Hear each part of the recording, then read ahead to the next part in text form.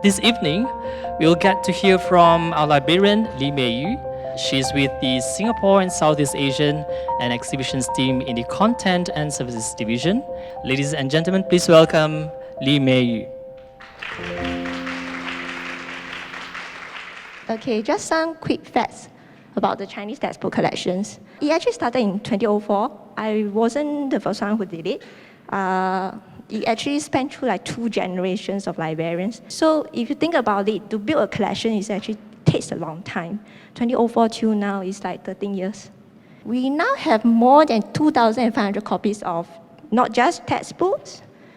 We also have teaching manuals, curriculum guidelines, workbooks. The coverage, right, is from 1920s to the 2000s, okay? So we have almost 100 years of history of Chinese textbook in our collections.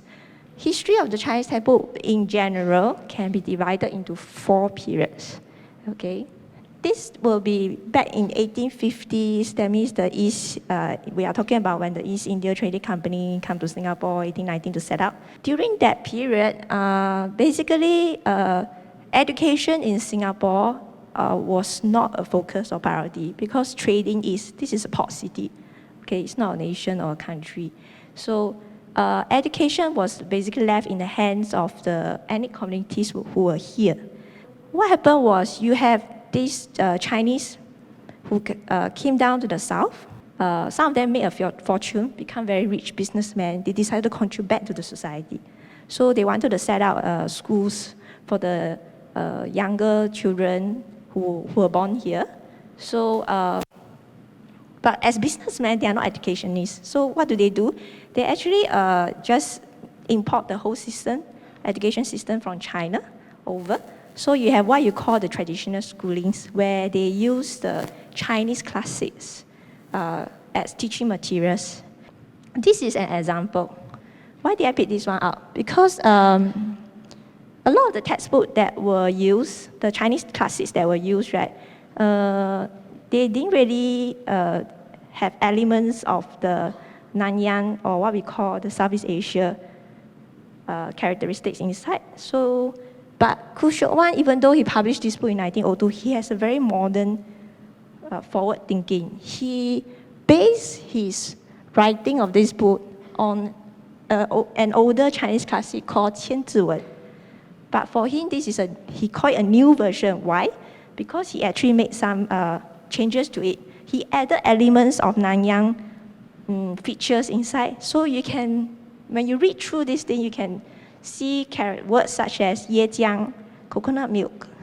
You won't find that in the Chinese classics that came from China, things like that. So why did he do that? Because he already knew that and noticed that for the young children to actually remember what they have learned, it must be something that comes from their daily life, daily occurrences, something that they are familiar with, they can connect with. Now they replace the Chinese classic teaching materials with something called textbooks. So it differs from the traditional Chinese schools because these textbooks are divided into different subjects. So it's all very systematic, but of course it's still in a very raw form, not like modern days schooling, okay? So when that happened in China, the influences also came into Singapore. So modern schooling started to appear in Singapore around 1904 onwards. You see all these new schools that sprouted out, or traditional schools that transformed themselves into modern schools.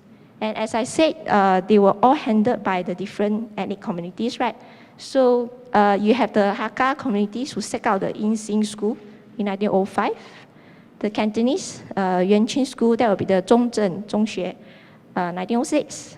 Tuanmen by the Teochew, Daonan by the Hokkien, and Yok-In High School, that would be the Yiyun Zhongxue in Hainan, set up by the Hainanese. So all these schools are still around actually, except for Yinxing School.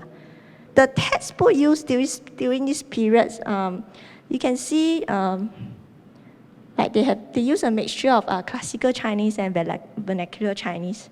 What we call 文言文 and 白话文. There's also the 注音符号 So 注音符号 is what we call the 波坡末佛 lah. I think you will be more familiar with that.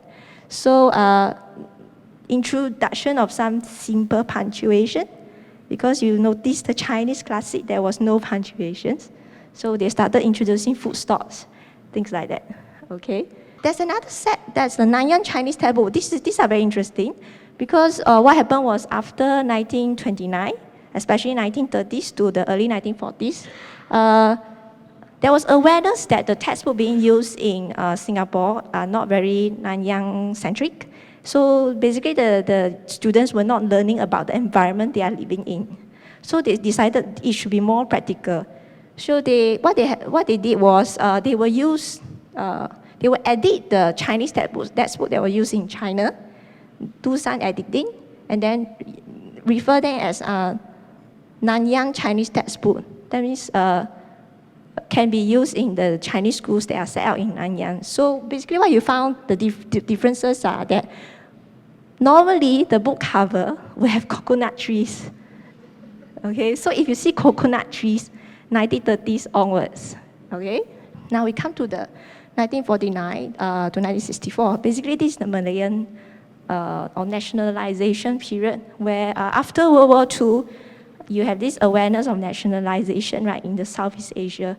Everything was, there should be a local flavor, local context. So same case for the education. It went through a period of what we call Malayanization. So the textbook they came out with, what we call Malayan Chinese textbook, they focus on the geography, history, and culture of the Southeast Asia and Malaya region. So you start seeing this social linguistic change in the content of the textbook, such as like 中国人 to Malaya, 华侨 to 华人. That means you are no longer overseas Chinese, but like you are actually, your roots is actually in Singapore. That's the concept behind it. After Singapore became independent, right, so there was a very important report, say report on the Ministry of Education that was published in 1978, published in 1979, where the bilingualism concept was finally formally or officially introduced or endorsed. So that was when you see all the schools became streamlined into one system, one language system. That means English as first language and your mother tongue as the second. If you see the Singapore textbook that were published during this time, right, they use simplified Chinese instead of traditional Chinese. The focus on the vernacular Chinese instead of the classical Chinese. The change in use from 注音符号 to 汉语拼音. I would just like to know, have you observed any difference in learning theories that underlie the different sets of textbooks? For example, is it more behaviorist or is it more constructivist? So has there been a change in the learning theory that dictates the design of textbooks?